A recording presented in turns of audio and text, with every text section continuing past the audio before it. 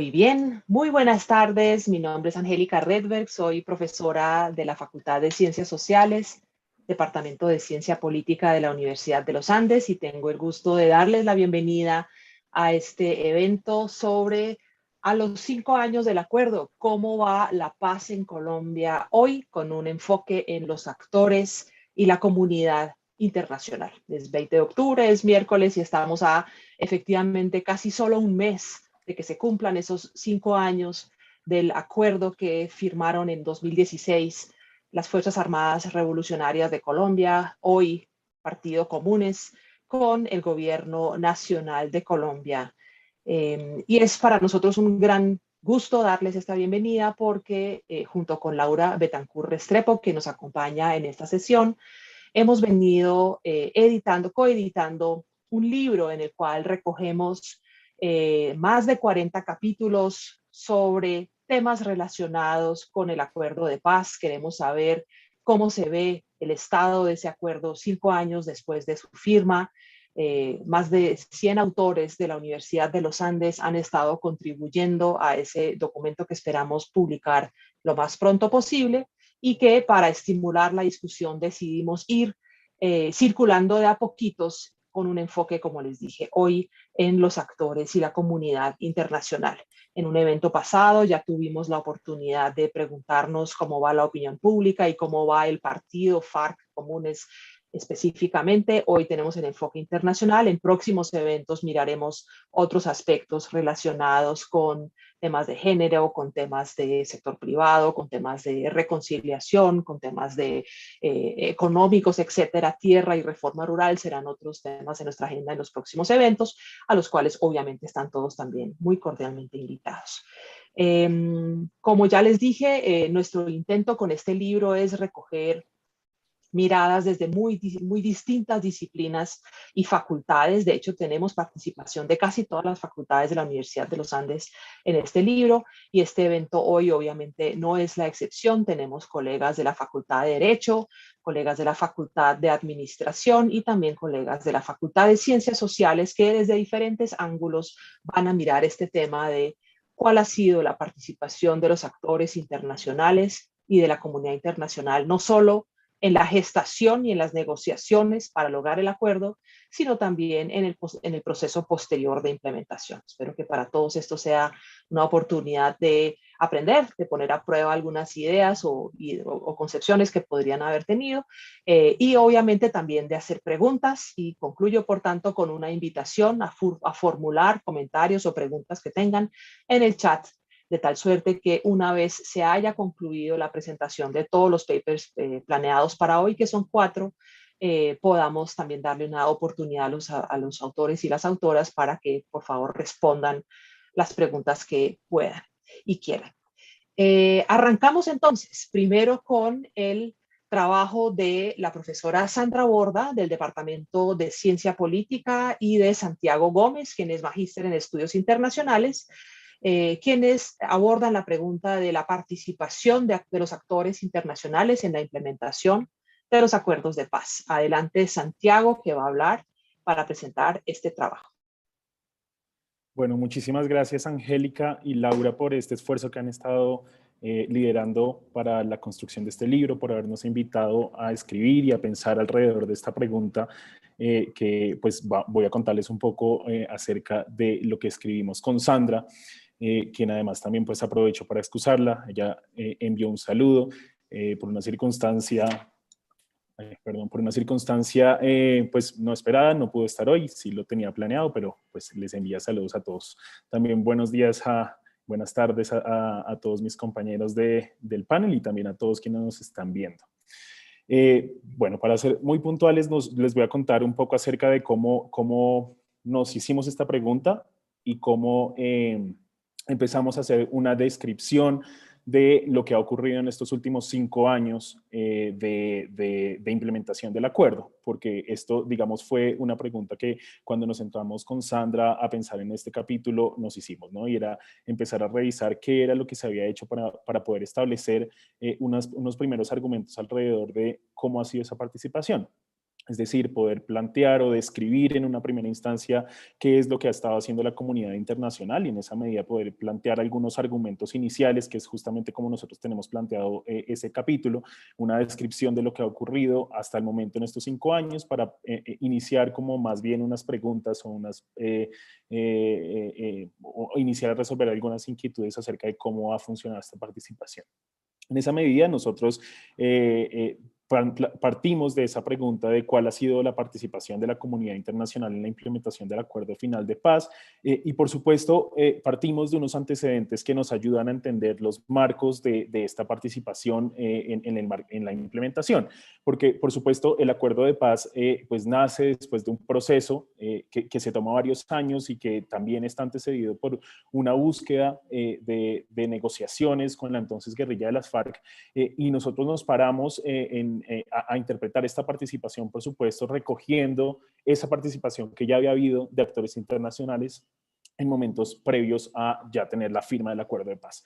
Esto nos involucra, por ejemplo, a pensar que ha habido una intervención de actores internacionales desde el inicio de las negociaciones, como por ejemplo esos primeros acercamientos que hubo con Hugo Chávez, con la entonces guerrilla para iniciar el proceso de paz, pero también el establecimiento de un acuerdo general, si recuerdan, que contenía, por supuesto, una agenda muy específica de los temas que se iba a tratar y también una participación, una arquitectura muy específica con unas funciones muy controladas para los actores internacionales, ¿no? Y tuvimos entonces digamos, un primer momento del proceso de paz que fue toda esta negociación con unos países, si recuerdan, acompañantes, que pues fueron en su momento Venezuela y Chile y también unos países garantes que fueron Noruega y Cuba, ¿no? Cada uno con, digamos, los países garantes con unas funciones muy específicas en la disposición del espacio, en las financiaciones, en las metodologías de trabajo y unos países acompañantes también con unas funciones muy específicas dirimiendo o estando muy atentos en la mesa para poder resolver los conflictos que de pronto podían llegar a tener alguna de las partes y también ofreciendo, por supuesto, un equilibrio ideológico que le permitía tanto al gobierno como a la guerrilla sentarse y sentirse, digamos que en un balance en esta negociación.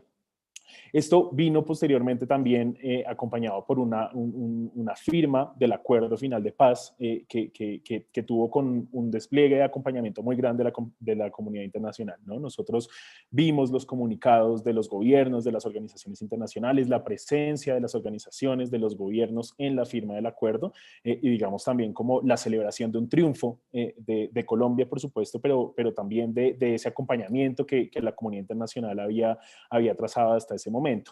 Y tenemos ya como un último antecedente, por supuesto, la firma de un acuerdo que tiene un mandato para la participación de actores internacionales en la implementación, ¿no?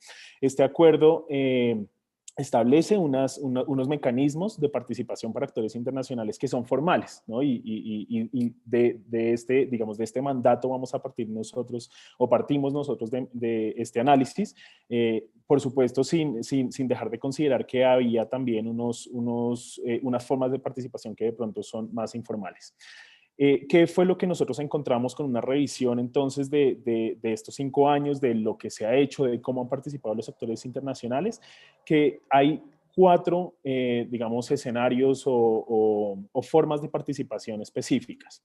La primera y tal vez la más formal y muy relacionada con lo que les estaba comentando, relacionado con ese mandato que ya existe en el Acuerdo Final de Paz, tiene que ver con cómo la comunidad internacional ha participado en las instancias creadas, como en su primer momento un mecanismo de monitoreo y verificación o la comisión ya de seguimiento. Y también mediante la disposición de las misiones de las Naciones Unidas que fueron solicitadas por las partes en el marco del Acuerdo Final de Paz en una primera instancia para hacerle seguimiento a todo el proceso de desarme y de desmovilización y reincorporación de los excombatientes y también ya relacionado pues con el seguimiento que se le ha hecho a las garantías de seguridad de los excombatientes y ya más recientemente este año a una ampliación que fue solicitada por el gobierno nacional para hacerle seguimiento a las sanciones de la Jurisdicción Especial para la Paz. Entonces, digamos, como categoría de análisis que nosotros definimos fue esa participación formal en ese tipo de espacios que están definidos por el acuerdo y que por supuesto, pues son unos escenarios formales en los que hay una interlocución con el gobierno nacional para la implementación de los distintos acuerdos de paz. Una segunda categoría tiene que ver con la financiación y la logística, y es que, por supuesto, y tal vez ustedes recordarán que incluso antes de la firma del Acuerdo Final de Paz, varios actores internacionales, entre ellos Estados Unidos, la Unión Europea, la Organización de Naciones Unidas, ya estaban digamos, visibilizando o haciendo unos anuncios, unos pronunciamientos relacionados con cómo estaban recaudando fondos para ayudar con la implementación del acuerdo. Esto, por supuesto, al final del periodo de negociaciones ya habían empezado a salir como para la opinión pública las noticias relacionadas con cuánto iba a costar la implementación de ese acuerdo de paz, ¿no? Y recuerdo en un primer momento yo haber leído una primera noticia que hablaba de $750 millones en los primeros 5 años, que por supuesto, digamos, ha excedido en estos primeros 5 años y que sobre todo pues continuará creciendo en los próximos años que sigue la implementación del Acuerdo Final de Paz. Entonces, esa recaudación de fondos pues se terminó transformando en la conformación de unos fondos específicos, que ya voy a entrar a contar un poco más acerca de lo que encontramos acá, y por supuesto ha tenido un componente adicional que para nosotros, digamos, fue interesante también poder revisar un poco más a fondo, y tiene que ver con cómo esos fondos pues no simplemente han llegado como una canasta digamos, para el gobierno nacional y para ser implementados, sino que por el contrario han sido, digamos que, organizados y administrados por, en el caso de Naciones Unidas, sus agencias o las misiones diplomáticas de los distintos países con presencia acá en Colombia, para la construcción y definición de unos proyectos en distintos territorios del país, lo cual, por supuesto, lo que nos empieza a hablar es de un involucramiento de la comunidad internacional en la ejecución de esos recursos, ¿no? Y a dónde va dirigido esos recursos y de qué forma se estructuran estos proyectos, ¿no? Entonces, ese es el segundo componente, y un tercer componente relacionado con el seguimiento que se le ha hecho a estos acuerdos, un poco más informal y en términos de cómo se ha hecho un manejo político de desacuerdos que se ha tenido con el gobierno nacional o también digamos, de pronunciamientos frente a el avance de la implementación en términos generales. Y una última categoría de análisis que nos pareció importante también es que, por supuesto, en el momento en el que se terminan las negociaciones y empezamos la discusión acerca del acuerdo final, digamos, de su refrendación y de su blindaje, se habla de que el acuerdo final tenga o sea blindado jurídicamente a nivel internacional, ¿no? Entonces, esa última categoría de análisis es revisar cómo ha operado ese blindaje internacional en estos 5 años. Digamos, voy a hablar de forma muy general frente a estos componentes, porque creo que la invitación, debido a que solo son 15 minutos, es a que se lean este capítulo y, por supuesto, todos los otros capítulos del libro. Pero lo que nosotros, digamos, encontramos o trazamos de forma transversal en estos 4 capítulos es que la comunidad internacional, por supuesto, tuvo un papel o ha tenido más bien constantemente un papel que ellos mismos han definido como esencial para la implementación de los acuerdos, entendiendo que en un primer momento en el que bajo el gobierno Santos, por supuesto, la implementación de los acuerdos era una prioridad, ellos estaban liderando esa recaudación de recursos y esa ejecución de esos recursos, pero también porque ellos consideran que con el cambio de gobierno y sobre todo pues con el ingreso o con la llegada al poder de un gobierno que había sido opositor a los acuerdos de paz, que digamos abiertamente había votado por el no en el plebiscito y que también había tenido pronunciamientos de sus directivos de llegar a hacer trizas el acuerdo, pues terminó representando para los actores internacionales también, como digamos, lo comentan ellos mismos, una oportunidad para que ellos hayan, digamos, buscado como un giro en su discurso para efectivamente poder impulsar la implementación con un gobierno, digamos, con estas características, ¿no? Entonces, estas cuatro categorías de análisis están atravesadas, por supuesto, por ese cambio de gobierno y cómo la comunidad internacional, digamos, vivió ese cambio y también como que incorporó unos ajustes en su trabajo con cada uno de los dos gobiernos. Yo sé que hay un capítulo específico con respecto a las misiones, entonces tal vez no voy a hablar tanto respecto a cómo se ha trabajado en estas misiones. Incluimos un pequeño apartado en el capítulo, pero me voy a centrar sobre todo entonces en la información relacionada con la recaudación y la logística, el seguimiento y el blindaje. Frente a la financiación y la logística de las principales reformas, nosotros, digamos, le hicimos un seguimiento a los recursos que han venido implementándose en estos primeros 5 años del acuerdo y nos ha llamado la atención, digamos, unos puntos que quisiera como plantear acá para discusiones o para simplemente incentivar a la lectura del capítulo. Lo primero es que, como les había comentado, yo ya había habido unos anuncios de esta recaudación de recursos. Colombia ya, por supuesto, era un país que recibía cooperación internacional importante, ¿no? Y digamos, lo primero que nosotros vamos a encontrar acá es que un país como Estados Unidos, que históricamente le había venido enviando una ayuda internacional a Colombia, tiene un ligero cambio en su patrón de comportamiento en la llegada de la ayuda. Y esto ocurre porque, digamos, Estados Unidos en la primera década del siglo, por supuesto, brindó una inyección de recursos importantes en el marco del Plan Colombia, pero a partir de que Santos sube el poder en el 2010, esos recursos empiezan a disminuir justamente también por el fin de Plan Colombia, ¿no? Y anualmente hay una reducción de estos recursos que se revierte y con la firma del acuerdo de paz, ¿no? Entonces, Estados Unidos anuncia antes incluso de la firma que iba a crear esta nueva, digamos, ayuda denominada Paz Colombia, en la cual enmarca la ayuda que le va a brindar a Colombia en la implementación de la paz, ¿no? Y como muy ligado a esta idea de cómo Estados Unidos había venido acompañando a Colombia, no solamente en el conflicto, sino ahora también en la construcción de paz. Y digamos, esta primera como idea interesante que nos había surgido, está acompañada de algo adicional, y es que si bien entonces empiezan a aumentar los recursos o se revierte este patrón que venía de recibir la ayuda que veníamos pues, recibiendo de Estados Unidos, esta ayuda tiene dos características. La primera es que, digamos, no es una ayuda comparable a la que recibió el país durante Plan Colombia, ¿no? Durante Plan Colombia, Colombia recibió más dinero por parte de Estados Unidos.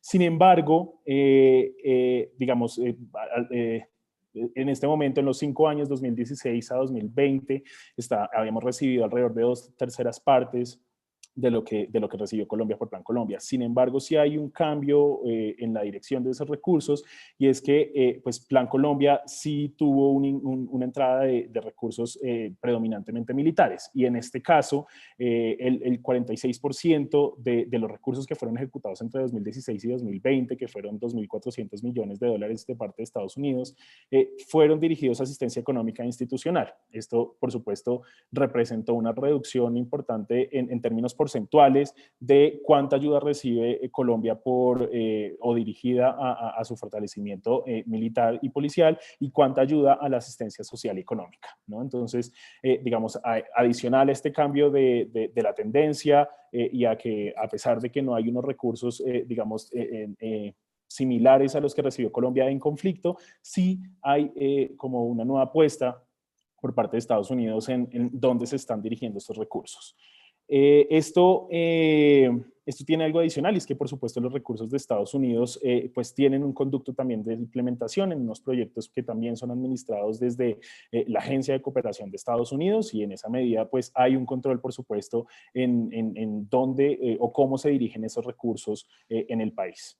En el caso de la Unión Europea también creó su propio fondo, buscó contribuciones de parte de los países de los países de la Unión Europea, consiguiendo, digamos que alrededor de 127 millones de euros para una primera etapa, ¿no? Y esta primera etapa, por supuesto, ha tenido unas características, y es que ha estado muy ligado a un desarrollo rural del país y a la implementación de la reforma rural integral, que ha sido como el principal enfoque que ha tenido la Unión Europea en la dirección de sus recursos. Como les había comentado yo al inicio, en este caso muy particular, la Unión Europea lo que ha buscado es que sean los países o las misiones diplomáticas de estos países los que eventualmente ejecuten estos recursos y construyan estos proyectos, ¿no? Entonces, hay como un control también de los recursos por parte de la Unión Europea con respecto a hacia dónde se están dirigiendo. El Fondo Multidinámico... Te pido ir redondeando, por favor.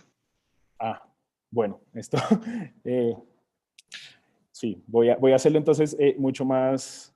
Es que me quedan otros 3 componentes. Entonces, no, simplemente voy a cerrar lo de la financiación y la logística, hablando, digamos, o volviendo a esta idea acerca de cómo hay un control de los recursos por parte no solamente de las misiones diplomáticas, sino también de las agencias. Y de cómo, por supuesto, esto ha involucrado pues una dirección de recursos que técnicamente ha estado muy dominada también por estos países, ¿no? Y dado que me toca redondear, entonces, hablando del seguimiento y tal vez entonces ligándolo también al blindaje jurídico, lo que nosotros estamos encontrando es que, por supuesto, digamos, la presión que han hecho los actores internacionales a la implementación de los acuerdos y las diferencias que han tenido, pues se han dirigido por canales políticos y diplomáticos, ¿no?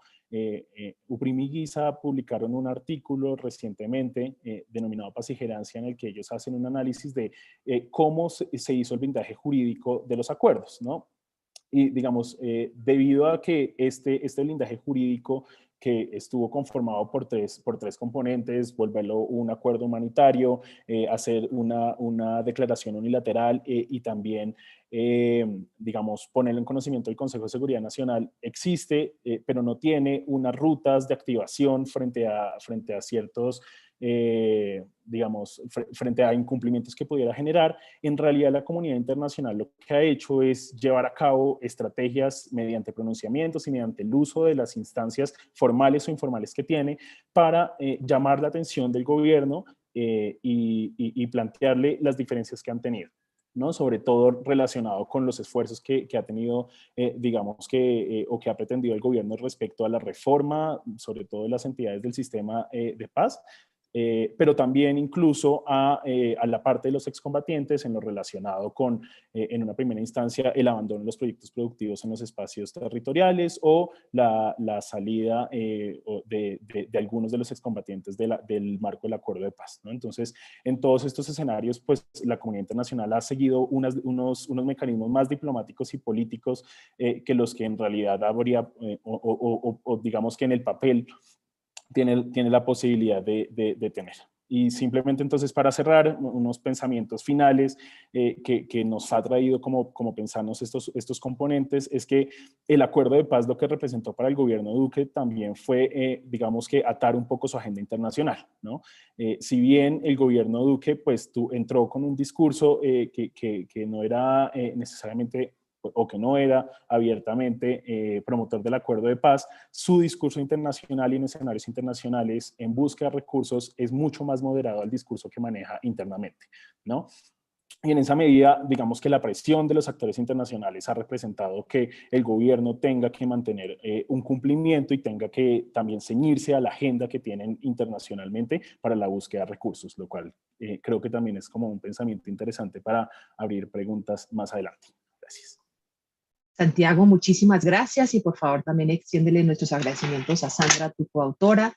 Doy la palabra ahora a Elena Alvear y a Laura Betancourt con su trabajo sobre usos estratégicos del derecho internacional en las conversaciones de La Habana. Entiendo que solamente Elena va a hablar y tienes el micrófono. Elena, bienvenida y muchas gracias. Bueno, muchas gracias y muchas gracias a Laura y a Angélica por esta gran iniciativa del libro que estoy segura va a ser muy interesante. Solo oyendo a Santiago me doy cuenta que hay muchos temas en común, entonces para no demorarme más de los 15 minutos asignados, voy a empezar directamente. Voy a compartir la pantalla para compartir una pequeña presentación que tengo. Entonces, el capítulo, nuestra contribución se llama Usos estratégicos del derecho internacional en las conversaciones de La Habana. Y esta es una foto de Álvaro Uribe Vélez en el 2003, casi no se reconoce. En su discurso ante la Asamblea General de las Naciones Unidas en el 2003, Álvaro Uribe defendió los llamados mecanismos de justicia alternativa proyectados para la Ley de Justicia y Paz, argumentando que algo de perdón era necesario para enfrentar un conflicto con 30.000 terroristas y, en últimas, que la paz era la mejor forma de justicia. En sus propias palabras: comprendo la preocupación que surge de atenuar la justicia frente a delitos graves, pero también debe entenderse que en un contexto de 30.000 terroristas, la paz definitiva es la mejor justicia para una nación en la cual varias generaciones no han conocido un solo día sin actos de terror. 13 años después, su opinión había cambiado radicalmente. En una entrevista con el diario español ABC, Uribe dijo que perdonar ciertos delitos no era la mejor justicia. Por el contrario, el perdón generaría nuevos conflictos y justificó su ataque de varias maneras, entre ellas argumentando que este tipo de perdón iba en contra de tratados internacionales. Abro comillas. El gobierno asegura que los delitos atroces serán juzgados y sentenciados, pero a renglón seguido admitió que sus responsables no irán a la cárcel y gozarán de la elegibilidad política.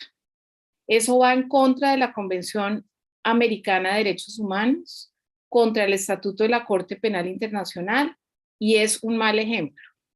La historia de las impunidades es la historia de la creación de nuevas violencias. Este capítulo que nosotros presentamos para el libro propone un análisis de esta instrumentalización del derecho internacional por parte de las élites locales, y por eso incluí este cuadro de Fernando Botero de Élites. Para hacerlo, el capítulo analiza algunas referencias al derecho internacional que estuvieron presentes en los diálogos de paz y los acuerdos obtenidos en las negociaciones de La Habana. Esto lo hacemos con dos objetivos fundamentales. Primero, argumentar, y esto es una parte muy importante del capítulo, que el derecho internacional no es un campo monolítico en el que solo existe una interpretación correcta. Y por otro lado, este es nuestro segundo punto, queremos demostrar, como las citas que acabo de leer lo ilustran, defienden esta rigidez del derecho internacional realmente para obtener ciertos réditos en el contexto local. Entonces, lo que tratamos de hacer es buscar, es que proponemos tres maneras en las cuales se usa el derecho internacional. Santiago hizo referencia especialmente a la tercera. La primera es el derecho internacional como un derecho que impone unos límites que son infranqueables. El segundo es el derecho internacional como, casi que es el opuesto de la primera versión, como una herramienta que puede abrir nuevas posibilidades. Y el tercero es el derecho internacional como un garante para blindar lo acordado. Entonces voy a empezar por el derecho internacional como imponiendo, bueno, esta era se me olvidó incluir este es el uso estratégico del derecho internacional. Bueno, este es un cuadro de Mona Hatun que, como ustedes ven, son unos paralelos, y ese es en parte la referencia al derecho internacional que impone límites infranqueables. Esta instrumentalización se presentó de manera particular en las discusiones sobre los temas de responsabilidad penal por crímenes y sobre lo que se podía y no se podía negociar en términos de castigo o penas alternativas. Por ejemplo, y este es uno de los ejemplos que incluimos en el capítulo, durante las primeras etapas de las negociaciones, las FARC fueron enfáticas en afirmar que La Habana no era un proceso de sometimiento, en las palabras de Jesús Sánchez. Lo que nos queda es reiterar nuestro desacuerdo y repetir que quienes ejercemos el derecho a la rebelión contra un régimen de terror, fíjense el uso de palabras terror en las dos citas, no estamos dispuestos a pagar un solo día de cárcel. A La Habana no vinimos a asistir a un proceso de sometimiento ni de rendición, sino a buscar salidas a los graves problemas políticos, económicos y sociales que tiene Colombia. El gobierno colombiano respondió señalando que Colombia estaba obligada por tratados multilaterales y se encontraba bajo la vigilancia de tribunales internacionales que exigían el enjuiciamiento de crímenes atroces. Las FARC, como todos sabemos, finalmente cedieron y aceptaron penas alternativas. En otras palabras, este uso estratégico del derecho internacional tuvo una consecuencia muy concreta y fue que las FARC aceptaron esas, digamos, las penas alternativas a pesar de... El segundo uso estratégico es el derecho internacional como una herramienta que abre nuevas posibilidades. Entonces, pues, por eso incluí esta fotografía tan linda de Leo Matiz. El derecho internacional fue usado como una herramienta flexible que abre puertas. En otras palabras, para esta interpretación se entiende que el derecho internacional permite escenarios de negociación diferentes en los que pueden participar personas y comunidades que de otra manera quedarían excluidas del proceso. Para algunos analistas, entre ellos René Urueña, que creo hablar después de que yo termine, la labor de la subcomisión de género amplió no solo el espectro de participación para quienes se consideraban víctimas, al incluir, por ejemplo, el sufrimiento de la población LGBTI, sino que incluyó importantes consideraciones en relación con el papel de las mujeres en el conflicto. Aunque yo he escrito en otra parte que después del triunfo del no en el referendo, el contenido de género fue grandemente limitado. Fue como, digamos, la versión más conservadora del tema de género. Y el tercer uso es el derecho internacional como garante para blindar lo acordado, y este es como un escudo. Un tercer uso del derecho internacional fue el de presentarlo como un mecanismo para blindar lo acordado, como una herramienta jurídica que garantizaría el cumplimiento del acordado hacia el futuro.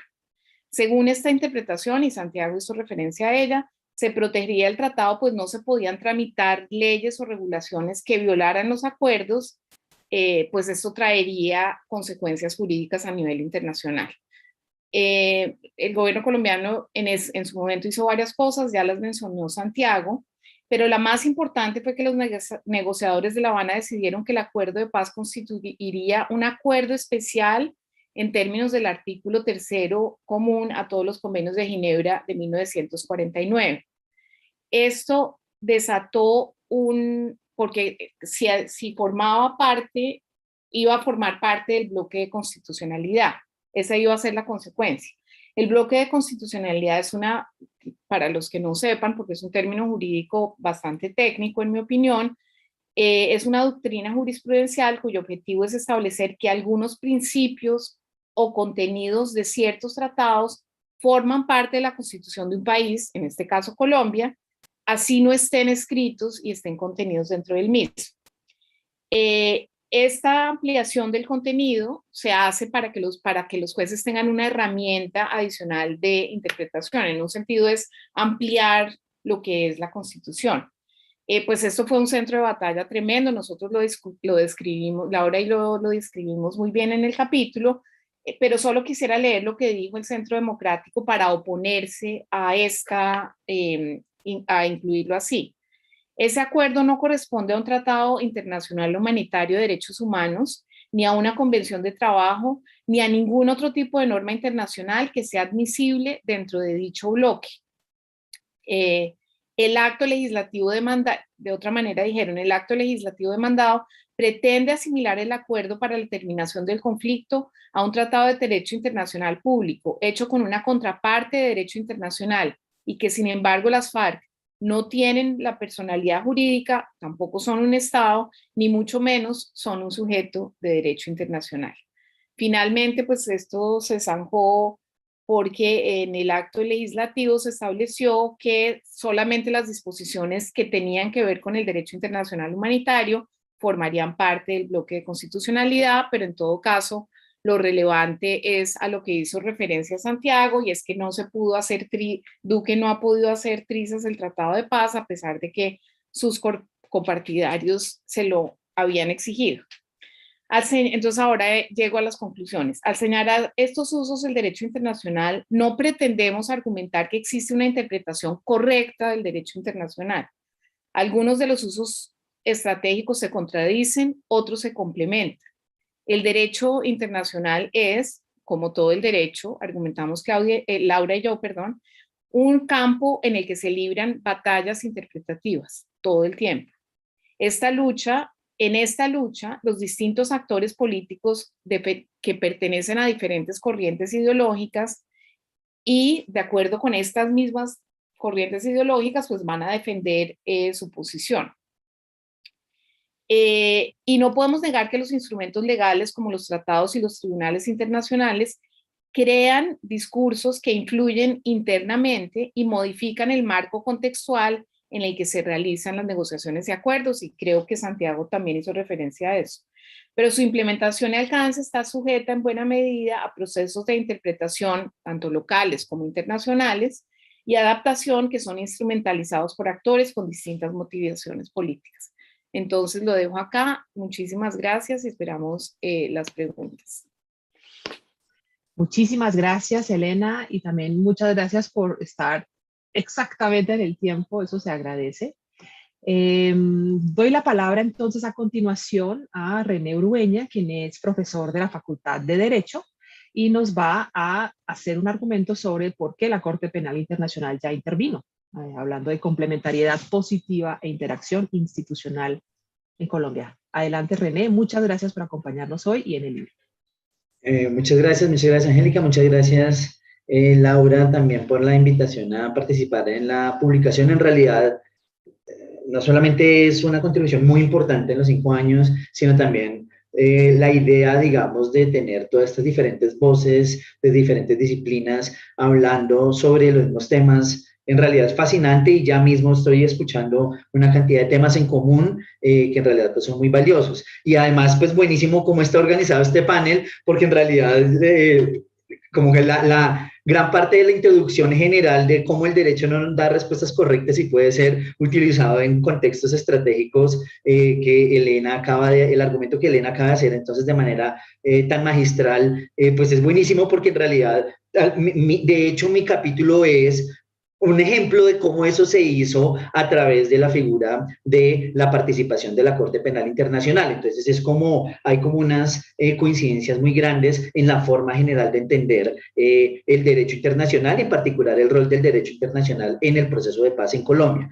Entonces yo también tengo unas diapositivas y en realidad pues el argumento acá, como ya anunció Angélica y digamos mi capítulo sí es de esas malas novelas de detectives que uno ya sabe quién es el que mató a la persona y es, digamos, hay toda una discusión en Colombia respecto a cuál va a ser el problema si la CPI interviene. Y en realidad mi argumento es que la CPI ya intervino y ya intervino de una serie de formas muy específicas que enmarcaron no solamente la negociación, sino la implementación del acuerdo de paz y lo que hace mi capítulo en esencia es explorar de manera un poco más detallada, si se quiere, de abajo hacia arriba, la forma en que la CPI interviene. Intervino en Colombia y sigue interviniendo. Y eso es importante que entendamos eso, si quieren, no es solamente en términos de cuestionar la literatura general sobre derecho penal internacional, derecho internacional, sino también es importante para nosotros como ciudadanos, para también entender cuáles son los límites externos en términos de externos en términos de internacionales,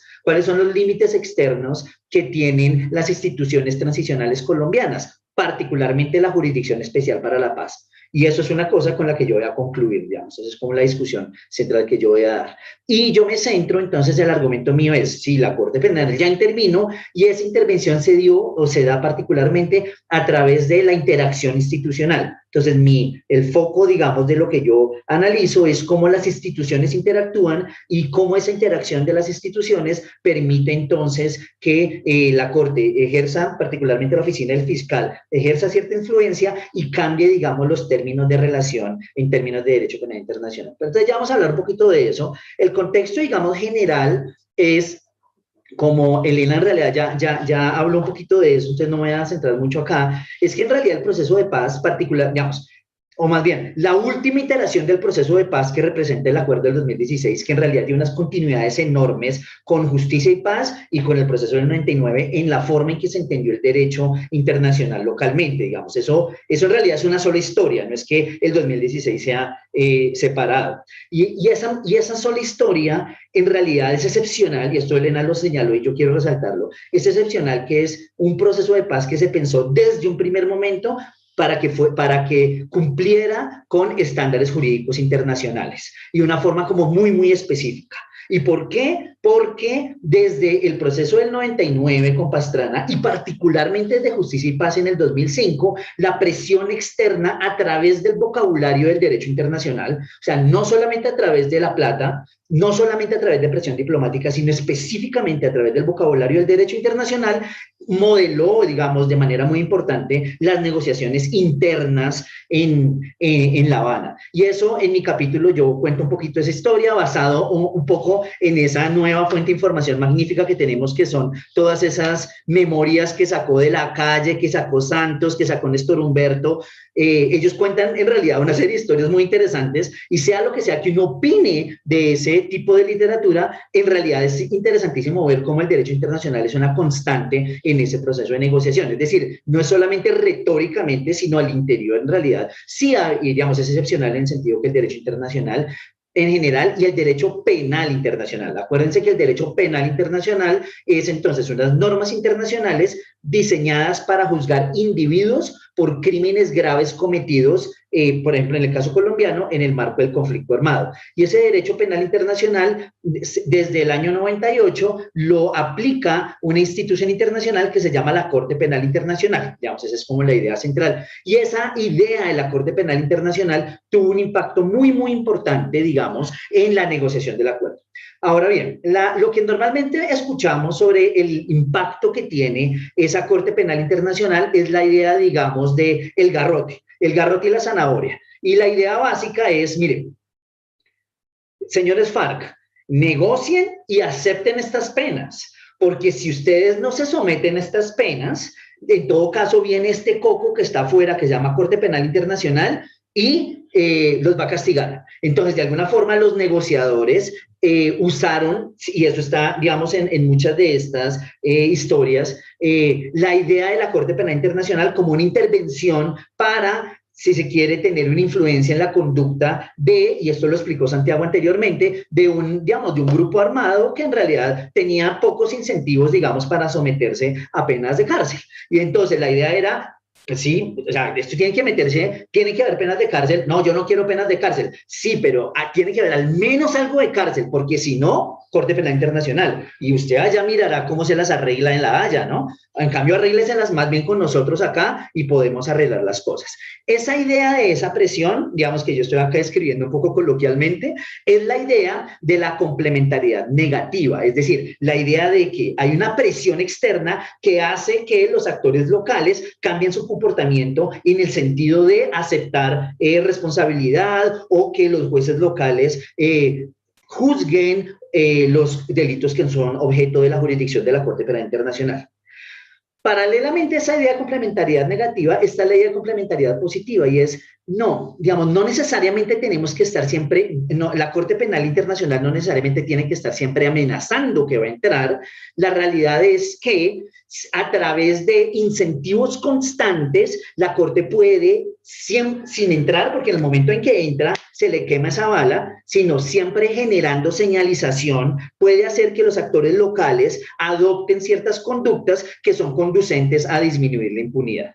En ese marco de complementariedad positiva es donde yo hago mi intervención. Yo digo, sí, en ese sentido, la Corte Penal Internacional ya intervino en el marco de generar incentivos para que los actores locales, tanto los perpetradores de los crímenes como los que se supone que van a juzgarlos, lleven a cabo ciertas conductas que disminuyen la impunidad. Y en ese sentido, parte de mi argumento del capítulo es que Colombia es un buen ejemplo de complementariedad positiva y nosotros, digamos, no debemos como ser poco, me parece que a veces somos poco claros en ese sentido, y me parece que el caso colombiano es un buen ejemplo en ese sentido. Ahora bien, eso no quiere decir que todo lleve a una disminución de la impunidad, y en este sentido, y como dijo Elena anteriormente, es importante tener en cuenta que el derecho penal internacional no es unívoco, digamos, no da respuestas correctas que simplemente se cumplen o se incumplen y por lo tanto hay impunidad o hay justicia. En realidad hay una serie de construcción en el significado del lenguaje del derecho penal internacional. Y esa construcción entonces se da a través, y esta es, digamos, la intervención central de mi capítulo, a través de la interacción institucional. ¿Y cómo entonces, cómo es que ha intervenido la Corte Penal Internacional? Perdón, 6 formas en que ha intervenido. La primera, a través de, y esto es muy tradicional en sentido de relaciones internacionales, a través de intervención en momentos claves. Entonces, cuando la oficina del fiscal de la Corte Penal Internacional ha visto que hay algo que no le gusta en el proceso colombiano, interviene, manda cartas o, por ejemplo, apoya a la JEP en contra del gobierno en el caso de las objeciones, por ejemplo, a la ley de que reguló la JEP por parte del gobierno del gobierno Duque. Entonces hay una intervención clara. Eso es como más tradicional. Pero de ahí en adelante hay una serie de dinámicas que yo exploro en el capítulo que me parece que son menos evidentes, pero tienen un impacto mucho más estructural que van a continuar, y eso es lo que yo voy a decir al final, aun si la Corte Penal Internacional se retira. Primer elemento, hay un proceso de creación de conocimiento técnico y cuantitativo que dispara a la oficina del fiscal de la Corte Penal Internacional. La presión de la oficina del fiscal de la Corte Penal Internacional ha generado en Colombia la producción de indicadores, entrenamiento del derecho penal internacional, entrenamiento de cierto estilo de juzgar casos que eran completamente ajenos a Colombia, era una cosa completamente desconocida, y se introdujo por la presión de poder interactuar de manera sofisticada con la oficina del fiscal de la Corte Penal Internacional. Entonces, en realidad es una forma de crear conocimiento que ha transformado la forma en que se entiende el conflicto armado colombiano.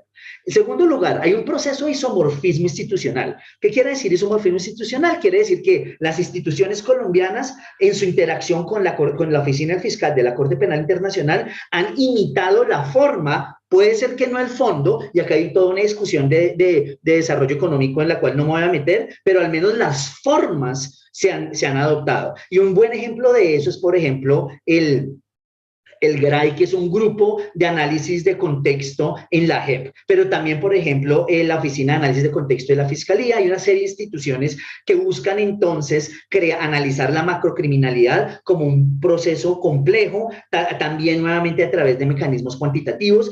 Esas instituciones que hacen eso, no es el fiscal individualmente andando por ahí, no es un juez individualmente sancionando a una persona u otra, es en realidad todo un tipo de institución que deriva de imitar la estructura de la oficina del fiscal de la Corte Penal Internacional.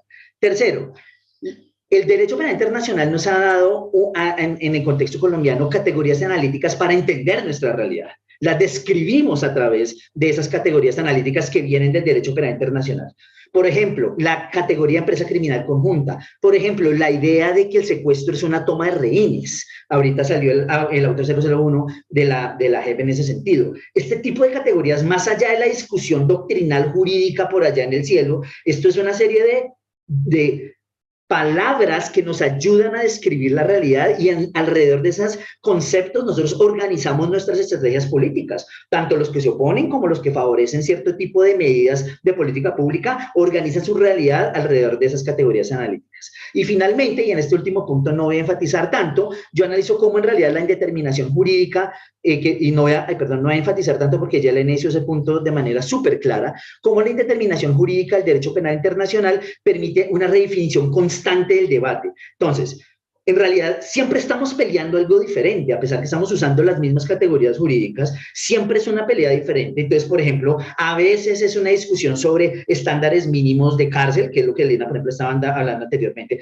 pero luego usamos las mismas palabras para mirar si en realidad, por ejemplo, vamos a usar el estándar de la Corte Penal Internacional o el de la Corte Interamericana de Derechos Humanos, y ponemos nosotros, quiero decir, los colombianos, a pelear a esas instituciones entre ellas para lograr ciertos objetivos que queremos lograr. Entonces, esa indeterminación jurídica permite entonces que la Corte Penal Internacional o la Oficina del Fiscal esté continuamente en un proceso de redefinición de su rol nacional.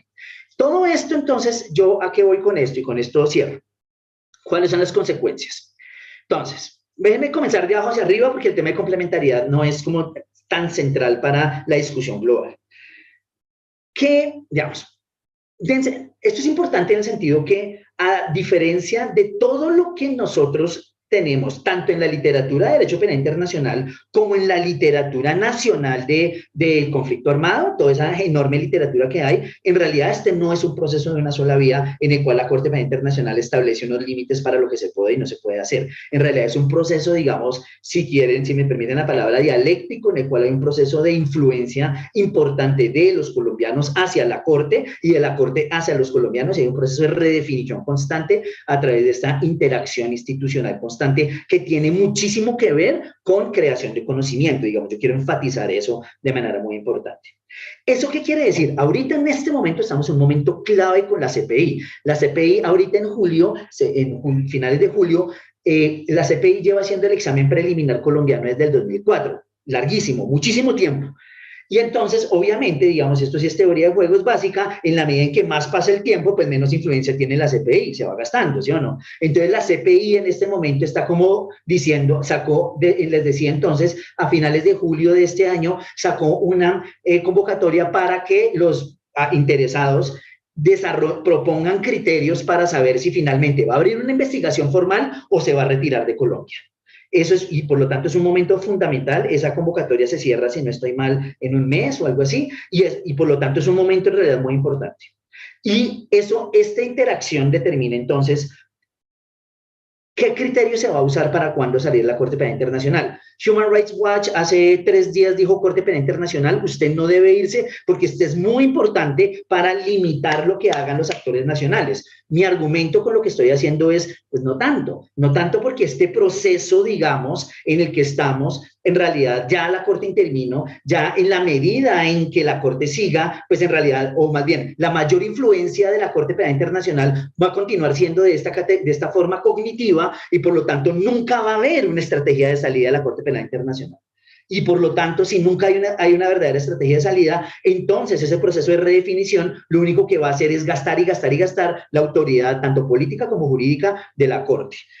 Pero finalmente, entonces la pregunta es, bueno, y si la Corte se va, ¿quién va a hacer lo que hace la Corte? Claro, porque si nosotros nos cerramos a pensar que la Corte es solamente un límite a lo que se puede hacer internamente, pues uno dice solamente la Corte Penal Internacional puede hacer eso.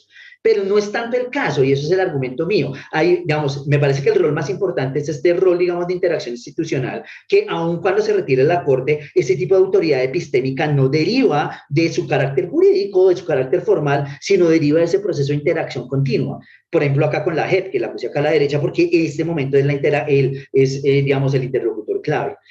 Y entonces, por lo tanto, la pregunta clave con la que yo cierro el capítulo es: ¿quién está ejerciendo autoridad epistémica sobre el proceso de transición colombiano?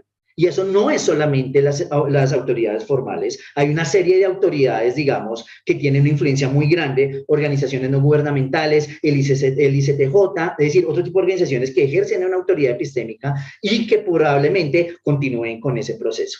Muchas gracias, Ángel.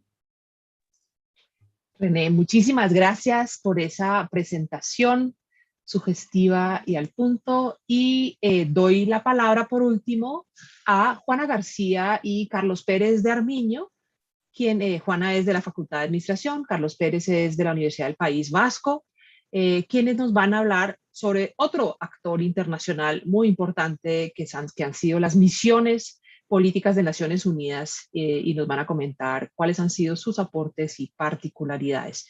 Antes de darte la palabra, Juana, quiero recordarles que tienen la opción de plantear sus preguntas en el chat para que a continuación, después de que Juana concluya su presentación, podamos tener una ronda de comentarios y preguntas. Adelante, Juana, muchas gracias. Aló, ahí ya me oye. La pregunta de la virtualidad. Pues Angélica, muchas gracias a ti, muchas gracias a Laura por liderar este esfuerzo titánico de poner muchos capítulos desde muchas disciplinas en un solo libro y pues estos espacios en donde estamos haciendo la presentación de algunos de ellos. Este capítulo que vamos a presentar con Carlos, Carlos, como menciona Angélica, es de la Universidad del País Vasco. Él se excusa, pero también por un inconveniente de última hora no puede asistir. Pero es el coautor del capítulo y este trabajo lo venimos haciendo desde el 2017 en un acompañamiento como para identificar esas características y particularidades de la misión de Naciones Unidas en Colombia.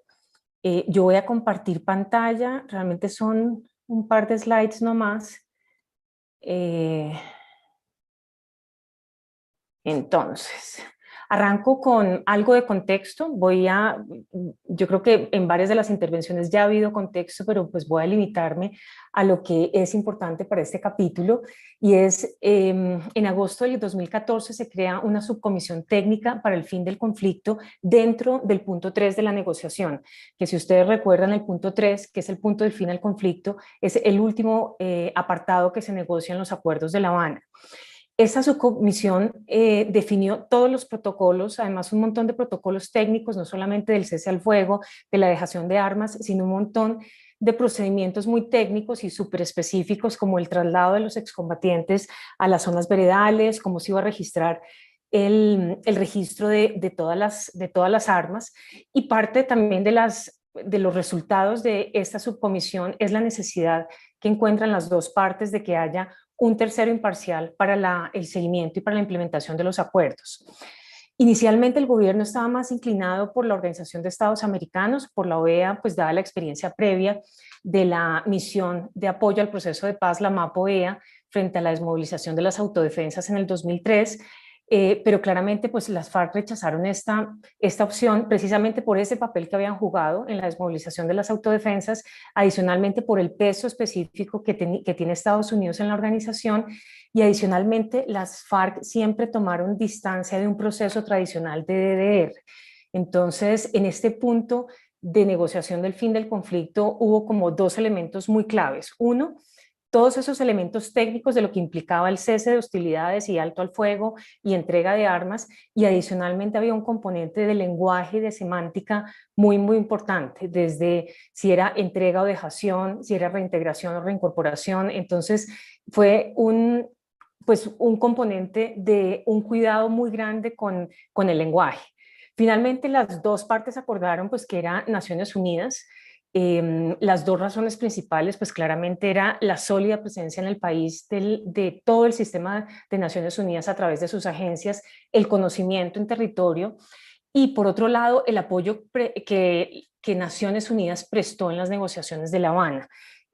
Más o menos en el 2015, justamente esta Comisión Técnica del Fin del Conflicto solicitó al secretario general un delegado especial. Ese delegado especial fue Jean Arnaud, quien se convirtió en representante especial y jefe de la misión al inicio pues, de la misión de Naciones Unidas. Y cuando se pusieron las dos partes de acuerdo, se hace una solicitud conjunta al Consejo de Seguridad de Naciones Unidas.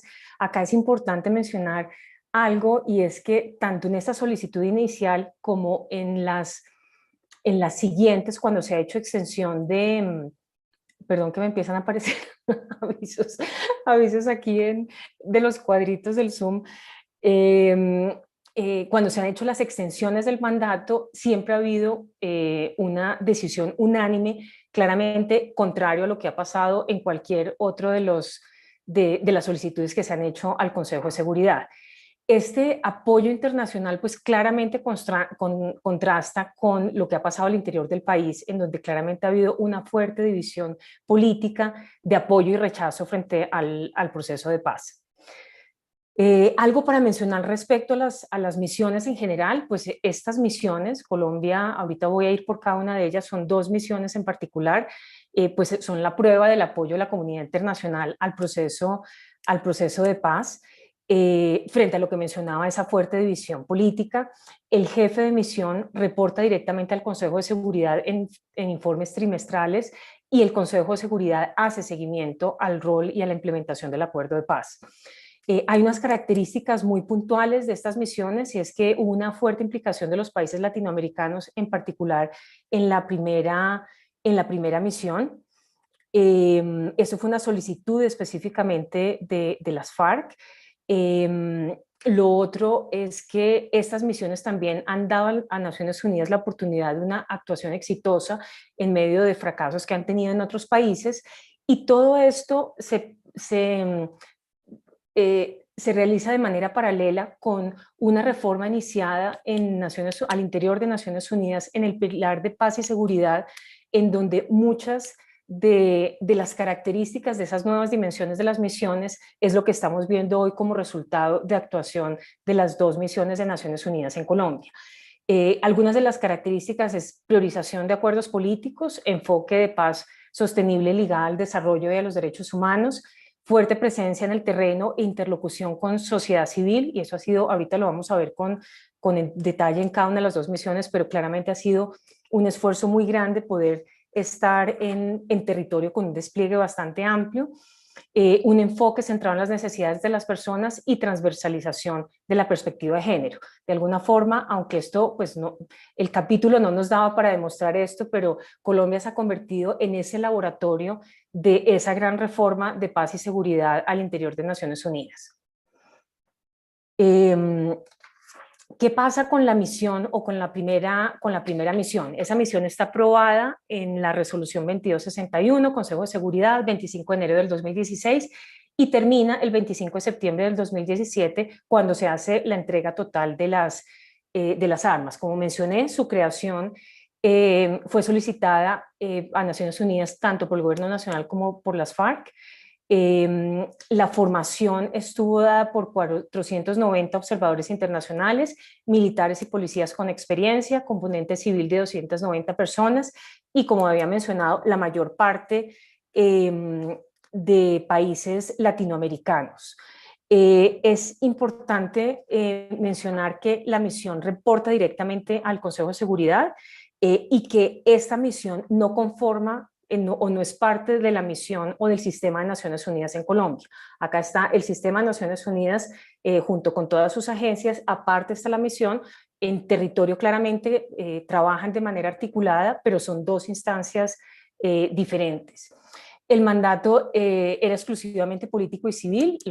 Obviamente los integrantes no llevaban armas ni uniformes, y las funciones estaban súper concretas, y de alguna forma, si uno quiere hacer las comparaciones entre las 2 misiones, esta primera misión, de alguna forma, quienes debían cumplir eran las FARC, porque estaba muy centrado justamente en el cese de hostilidades y el alto al fuego. Justamente esa era la primera función, hacer monitoreo y verificación del cese de fuego y hostilidades bilateral y definitivo.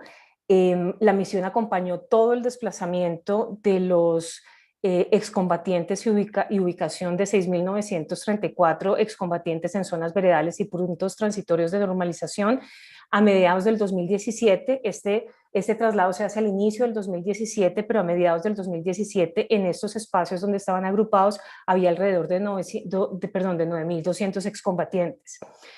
El segundo es el monitoreo y verificación de la dejación de armas de las FARC. Esto se realiza entre el 1 de marzo y el 22 de septiembre del 2017, y pues, dentro de las estadísticas y comparativos a nivel internacional se entrega, la media de entrega es más de un arma por excombatiente.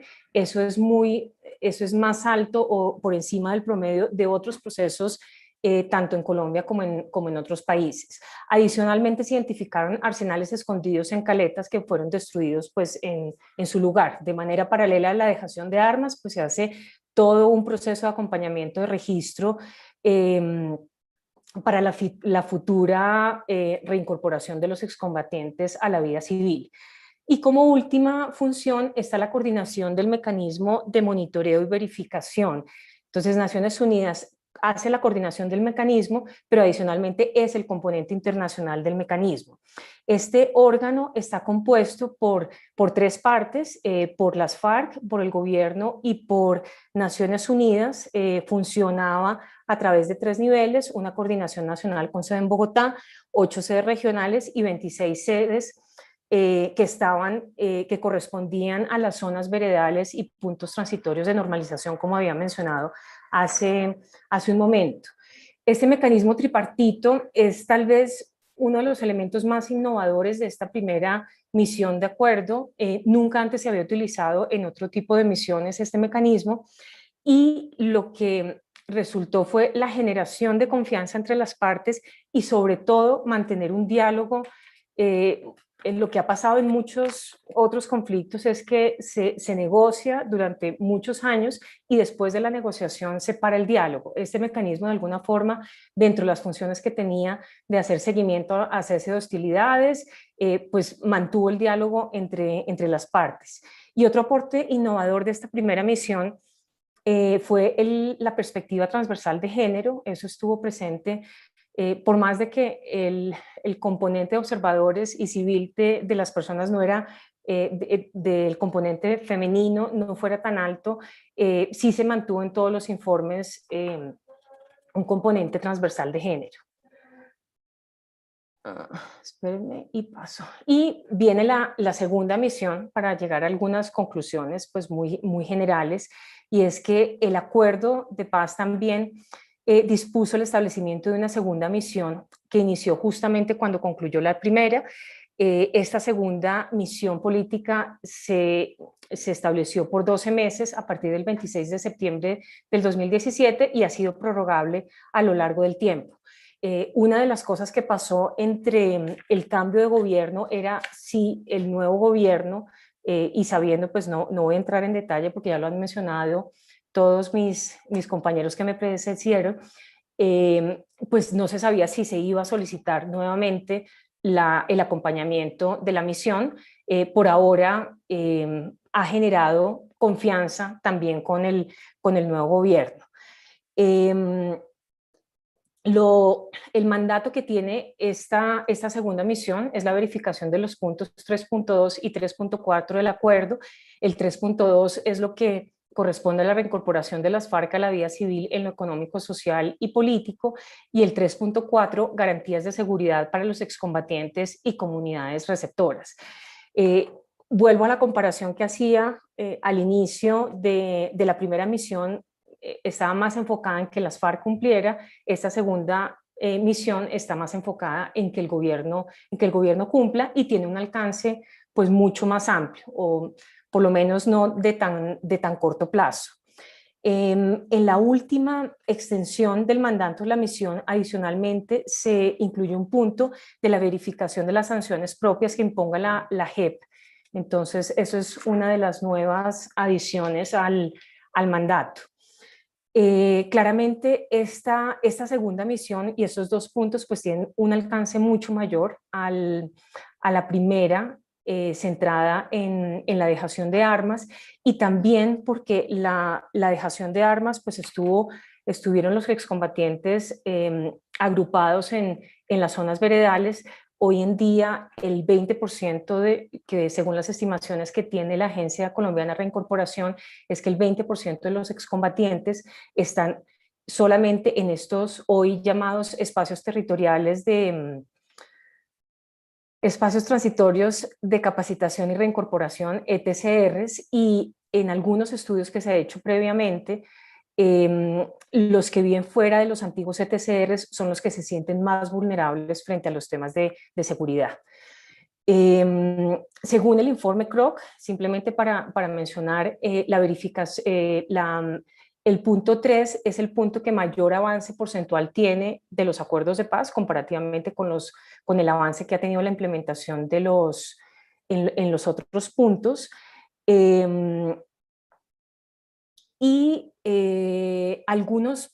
Quisiera simplemente mencionar algunos aportes, también así como algunas debilidades de esta segunda misión. Es la amplia presencia territorial, que es realmente lo que ha permitido justamente poder hacer este acompañamiento más allá de los espacios transitorios o los ETCRs hoy en día, y un enfoque de verificación proactiva. Ese enfoque de verificación proactiva que todavía pues en la literatura no está definido, significa no limitarse a verificar, sino hacer posible que se superen los problemas de la implementación. Entonces, como para ponerles un ejemplo, en el cambio de gobierno, que de alguna forma no estaba claro quiénes iban a ser las figuras, quién iba a estar como alto comisionado de paz, o si iba a ser la agencia de reincorporación que iba a seguir, o si la alta consejería para la estabilización hoy en día era quien se iba a hacer cargo de la reincorporación.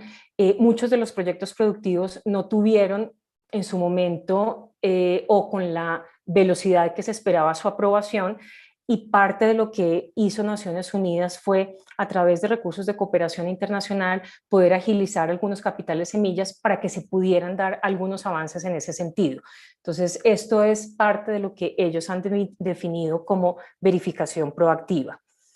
Y esta segunda misión también, con cambio de gobierno, con ciertas diferencias frente al acuerdo de paz, pero también con cambio de jefe de misión, de alguna forma ha tenido que balancear ese relacionamiento, reconociendo algunos de los avances de la implementación, pero también advirtiendo los problemas relativos a la reincorporación, como el asesinato de algunos de los líderes sociales y el asesinato de excombatientes. Algunas debilidades para mencionar, y pues más bien los invito a leerse el capítulo, es justamente lo limitado del mandato. El mandato es 3.2 y 3.4, hoy en día pues la adición de la JEP, pero está muy limitado, y la falta de capacidad también de poder reaccionar o poder tener algún tipo de respuesta frente a violación de derechos humanos o, como lo había mencionado, la muerte de líderes sociales o de excombatientes. Y un par de reflexiones finales, y de pronto la pregunta que nos hacían Angélica y Laura de cómo estas misiones han aportado a la paz, yo diría que lo podría resumir casi que en dos palabras. Una, la generación de confianza, eso ha sido clave, tanto el relacionamiento con el gobierno como con los excombatientes, como con las comunidades. Y la otra, la de verificación proactiva, que de alguna forma ha dado la posibilidad para que esta instancia, en la medida en que se demora en algún tipo de procesos, pueda avanzar y por lo menos que no se pierda la dinámica de implementación. Y pues claramente estas misiones han reforzado la legitimidad y el apoyo que tiene el proceso a nivel internacional. Y una parte que va a ser interesante mirándolo más a futuro es que, así como el proceso de paz ha sido un referente, estas misiones también están aportando innovaciones y lecciones que van a ser de utilidad pues, o para otros países o para otros procesos. Entonces, Angélica, yo pararía acá y Juana, no muchísimas miré gracias. cómo estaba el tiempo. No miremos. Muchas gracias por tu aporte, y saludos también a Carlos, tu coautor, que no nos pudo acompañar hoy. Acabo de enviar por el chat una invitación a que quienes quieran conocer avances del libro, grabaciones muy breves de autores de otros capítulos, próximos eventos y también grabaciones de este evento y del anterior, y de los próximos, pueden hacerlo en esa página que, como se imaginarán, es una página viva que iremos nutriendo con contenidos adicionales a medida que avance. Y mientras el público se anima, voy a lanzarme yo con unas preguntas que realmente me asaltan escuchándolos. En primer lugar, quiero darles las gracias. Me ha parecido un panel de lujo. Aprendí muchísimo de las diferentes perspectivas, las diferentes miradas. Me encanta además, y reivindico el enfoque interdisciplinar que tenemos en este libro. Y quiero simplemente pedirles una opinión general. Digamos, me ubico en el año 2010, 2011. La comunidad internacional básicamente estaba de salida de Colombia, porque ya después de muchos esfuerzos se había logrado que Colombia se considerara en términos de socio confiable, en términos de inversión extranjera. Ya varias misiones o habían cerrado o estaban ya reduciendo sus presupuestos, sus intervenciones, y en ese momento llegó el anuncio de que se abriría un nuevo proceso de paz con las FARC y pues dieron media vuelta y tuvieron que, digamos, desplegar de nuevo un montón de capacidades, volver a llamar a su personal, redefinir sus roles, sus misiones, etc. Y llegó septiembre del 2016 cuando se firmó el primero de los dos acuerdos finales en Cartagena, y después de ese evento, o en ese marco, no me acuerdo exactamente en qué momento fue, el entonces secretario general de la ONU, Ban Ki-moon, dijo que Colombia era una luz de esperanza para el mundo. Y desde entonces el discurso de que Colombia es la de mostrar, es el ejemplo, ha sido cultivado. Sigue justificando todo ese trabajo que todos ustedes han descrito, se sigue desarrollando desde los diferentes actores internacionales para sacar adelante este proceso de paz, este acuerdo. Y la pregunta que tengo entonces, la primera pregunta que tengo para ustedes es, ¿cómo sienten ustedes que ve la comunidad internacional a Colombia hoy? ¿Sigue siendo una luz de esperanza? ¿Es por el contrario quizás como la piedrita que aprieta el zapato o algo en medio?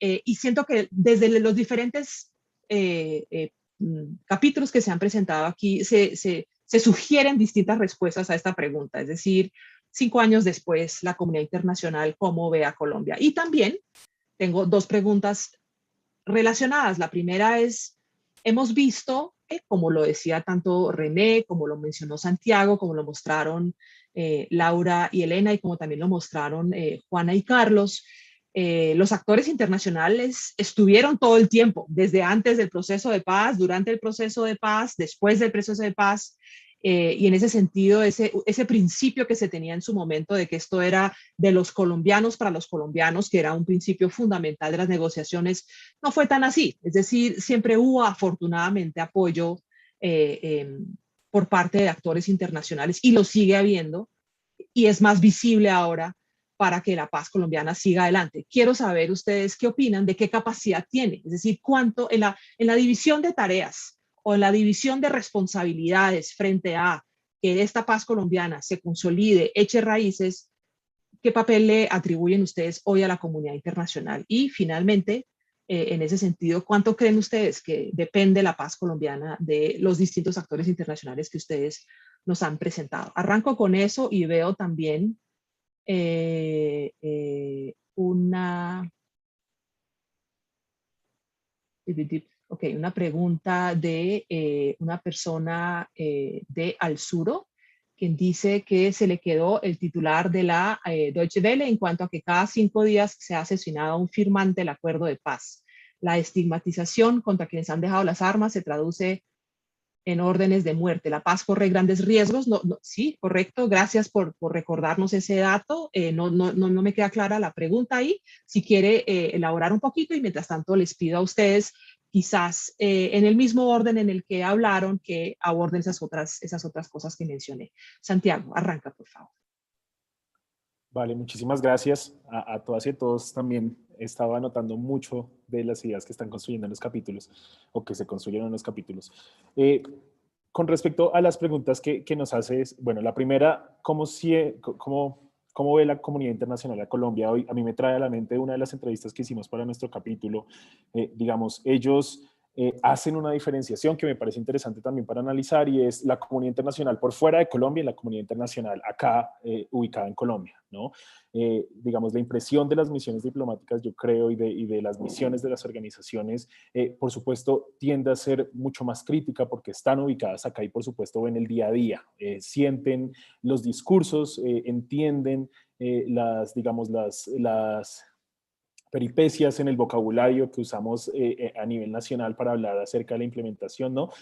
Y no tanto reconocen ellos mismos en otros escenarios por fuera del país, ¿no? Y un poco la impresión que a mí me ha dejado esta entrevista es cómo la comunidad internacional sí mantiene una esperanza en el proceso de paz y en la implementación del acuerdo de paz, ¿no? Y la mantiene, por supuesto, porque se mantienen también en los discursos esta idea que tú estabas comentando relacionada con cómo Colombia es digamos, un caso exitoso de mostrar y que se ha mantenido tenido no solamente como en el proceso de negociación, sino también en la firma y en los años que han pasado, sin importar el cambio en gobierno, sin importar, digamos, que la comunidad internacional también plantee sus preocupaciones, siempre digamos que hay como la intención de dejar claro que Colombia se mantiene como una esperanza para la comunidad internacional y sobre todo como una esperanza para aquellos países que están en conflicto. Entonces yo creo que la comunidad internacional, por supuesto, si bien tiene una cara crítica y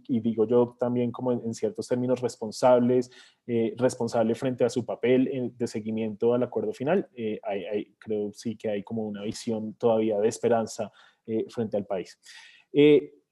Con respecto a qué capacidad tiene y a cuánto creo yo tal vez que depende de ellos, digamos, nosotros lo que hablamos y los que escribimos en el capítulo, por supuesto, traza como unas líneas generales respecto a las capacidades que han tenido estos actores en hacer una presión, sobre todo por estos canales diplomáticos y políticos y un poco también la impresión que a mí me da de cómo pues igual se ha mantenido este flujo de cooperación internacional, es que por supuesto que han sido un actor muy importante en términos de apalancar el cumplimiento del acuerdo, ¿cierto? Pero creo que también y no solamente ligado a este acuerdo, sino también a su proceso, a cómo se ha transformado la cooperación internacional a lo largo de las últimas décadas en el mundo, creo que ellos son también muy conscientes de que su papel no puede ser el de reemplazar en ningún momento ni a la sociedad ni al Estado digamos, en conseguir digamos, las finalidades del acuerdo, ¿no? Entonces, creo que sí tienen un papel muy esencial que ellos entienden en términos de cómo apalancar, de cómo invertir, de cómo promover unas ideas también, ¿no? En distintos escenarios o niveles, pero todo en el marco de acompañar y no de reemplazar a la sociedad y al Estado digamos, en lograr el objetivo final. Muchas gracias, Santiago. Doy la palabra a Elena y Laura. Hola, sí, voy a hablar en esta pregunta, gracias a Angélica. Pues yo no sé, varias cosas. Me parece que Colombia sigue siendo, no sé si solamente demostrar, pero sí el caso a seguir en muchos aspectos. Claramente es el ejemplo exitoso en cuanto a negociación, en cuanto al resto es como más bien un caso de observación, ¿cierto? Un caso que se sigue observando con mucho interés. En la parte jurídica, y un poco hablando también sobre lo que René mencionaba, yo creo que todo el sistema integral se está siguiendo detenidamente con mucho interés por la comunidad internacional, no solamente las grandes instituciones y las cortes como la Corte Penal y todo lo que ya René nos dijo, la Corte Interamericana, las mismas Naciones Unidas con todos sus distintos órganos, sino también por miembros distintos de las comunidades internacionales que nos rodean. A mí me parece muy interesante que, por ejemplo, hay sectores que tienen conflictos internos a distintos niveles que ven el ejemplo colombiano como una posibilidad a seguir. Por ejemplo, en Chile, las comunidades mapuche que tienen unas luchas tradicionales en el gobierno chileno han presentado interés de ver si un sistema transicional parecido al colombiano podría aplicarse, aunque su conflicto es totalmente distinto. Entonces, creo que el caso colombiano ha inspirado por tener este sistema integral a tantos niveles que no solamente se ha sentado en la parte judicial de la JEP, sino que comprende todas estas aristas tan variadas, en ser como ejemplos inspiradores para otros justicias transicionales y comisiones de verdad y distintas, no sé, como en otras partes del mundo. Entonces creo que jurídicamente ha inspirado y sigue inspirando y está siendo examinado en mucho detalle en distintos niveles de comunidad internacional, y eso creo que va a seguir haciéndolo a lo largo. Yo también, otra cosa pequeña, decir, todas estas cosas que hemos hablado, los blindajes, creo que también ha sido muy interesante porque el derecho internacional ha sido muy utilizado para blindar este acuerdo, pero no hay certeza como para qué sirve el derecho internacional concretamente. Sin embargo, puede que no sea como un instrumento vinculante que obligue y que lo podamos ejecutar fácilmente, pero da como una legitimidad y como un apoyo institucional y jurídico internacional que está ahí acompañando el acuerdo, además de todos los blindajes internos jurídicos que finalmente han demostrado que de alguna forma han seguido, porque a pesar de poca voluntad política el acuerdo se sigue aplicando. Entonces creo que en ese sentido es un ejemplo, es un caso a seguir y inspira a la comunidad internacional de distintas formas. Muchas gracias, Laura. René. Tal vez muy brevemente, yo creo que, o sea, yo creo que es importante como desagregar la idea de comunidad internacional, o sea, como, porque, digamos, yo creo que hay de alguna forma el proceso de paz en Colombia es un producto de una comunidad muy concreta, digamos, de una comunidad de conocimiento y de operadores jurídicos, de operadores de política pública, que digamos que somos nosotros, básicamente académicos que trabajamos en derechos humanos, las personas que trabajan en las organizaciones internacionales, las personas que trabajan en el movimiento internacional de los derechos humanos, y eso, digamos, y a veces nosotros como que por default decimos, esa es la comunidad internacional. Y entonces, respecto a esa comunidad internacional, yo creo que el proceso de paz en Colombia, con todas las dificultades y eso, es como digamos, un referente obligado de un ambicioso proyecto de transformación de gobernanza, digamos, bueno, y vamos a ver hasta dónde llegan para ver hasta dónde podríamos llegar nosotros, como está diciendo Laura, en diferentes contextos. Eso me parece que es respecto a una definición de la comunidad internacional, digamos, que envuelve a esas personas. Pero hay otra serie de grupos transnacionales que ven el proceso de paz en Colombia como una amenaza terrible. Por ejemplo, los movimientos transnacionales evangélicos, digamos. Y eso forma parte, digamos, de ciertas definiciones de la comunidad internacional, no del movimiento, digamos, del campo definido de justicia transicional y eso, pero si entendemos como comunidad internacional aquellos que pertenecen a una comunidad que tiene impactos internacionales, pues tenemos entonces en realidad a un movimiento transnacional conservador que ve al proceso de paz en Colombia como, digamos, como digamos, no como un claro ejemplo real de riesgo, sino como un repositorio de herramientas retóricas y discursivas para decir, mire, dése cuenta, si nosotros dejamos que estas instituciones internacionales sigan tomando estas decisiones, nos van a imponer la ideología de género, nos van a imponer que los criminales de guerra estén en el Congreso, entonces hay todo un movimiento, si se quiere, transnacional, que ve en el proceso de paz en Colombia un repositorio de argumentos para ser usados localmente en sus propios contextos para decir, no queremos que nos pase lo que pasó en Colombia. Dense cuenta, Colombia es el ejemplo de lo que queremos, o sea, de lo que queremos resistir. Y me parece que eso también forma parte de la comunidad internacional y me parece que a veces como que nosotros no registramos esa parte que da por debajo y es por eso que a veces nos da como esa, no sé, como esa asimetría cognitiva, si quieren, de uno dice, pero uy, ¿qué pasó acá? ¿Cómo así? No se supone no se supone que tenemos problemas, pero que todos estamos de acuerdo en el horizonte normativo, y resulta que no, hay una cantidad de gente que absolutamente no está de acuerdo, y no es que considere que falta voluntad política, sino que considera que hay un problema de fondo muy serio. Entonces, yo lo cualificaría en ese sentido. Bueno, tú metiste más actores, voy a tratar de no aumentar más actores. Yo me centraría en la misión y tal vez como en los donantes tradicionales que algo mencionó Santiago, y es efectivamente muchos de los donantes tradicionales o de los países que han estado presentes dando cooperación internacional en Colombia ya estaban todos con estrategia de salida. Lo que brinda el proceso de paz es la oportunidad de quedarse más tiempo, no necesariamente incrementar de forma exponencial los recursos, se han incrementado más o menos en un 30%, pero más allá de los recursos, esa presencia sí ha garantizado otras dinámicas en territorios, lo que mencionaba, por ejemplo, del interés particular de la misión de estar presente en todo el territorio nacional, de las agencias de Naciones Unidas también presentes en territorio, de esa articulación como puente de conversación entre distintos actores, entre gobierno, sociedad civil y otro tipo de actores. Entonces, para resumir la respuesta, yo creo que sí hay una luz de esperanza y yo creo que la comunidad internacional sigue viendo una luz de esperanza, específicamente la misión y luego de la reforma del componente de paz y seguridad en este momento. Pues Colombia es el único país que puede ser ejemplo para mostrar de cómo se está implementando esa reforma. Y para los donantes tradicionales está siendo también parte de su core de asignación de recursos alrededor de la construcción de paz y la implementación del acuerdo.